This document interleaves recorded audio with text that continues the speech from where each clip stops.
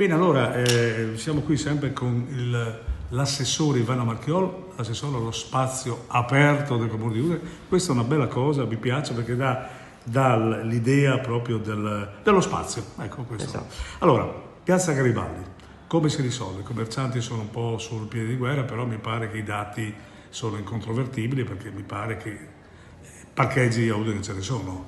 Esatto. Partiamo da un elemento. Piazza Garibaldi è un luogo su cui si affaccia una scuola con 550 ragazzi. Il compito della politica è dare una priorità ai diversi interessi pubblici e privati che ci sono, trovare un punto di equilibrio.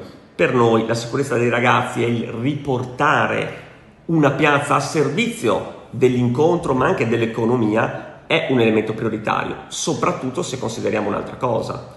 Ci sono 54 stalli blu. Noi vogliamo lasciare gli stalli di fronte alla farmacia per i servizi essenziali, certo che sì, hanno una funzione importantissima, però per tutti gli altri stalli c'è già posto oggi nei parcheggi in struttura a distanza di 100 metri. Il parcheggio Andreuzzi, il parcheggio Tribunale e il parcheggio Venerio, anche negli orari di punta, già oggi hanno una capienza sufficiente ad assorbire la diminuzione di quegli stalli auto. Io invito tutti, è un controllo che possono fare liberamente tutti quanti, c'è la app di InPark di SSM, un'app comodissima, perché tu immediatamente puoi vedere quanti posti liberi ci sono in ogni parcheggio in struttura. Quindi uno può anche controllare. Fatelo in questo istante, guardate, io lo controllo in questo momento, in questo istante, che è un orario di picco rispetto all'occupazione dei parcheggi in struttura, e in questo momento ci sono 36 posti liberi all'Andreuzzi, 20 al Tribunale e 54 al parcheggio Venerio.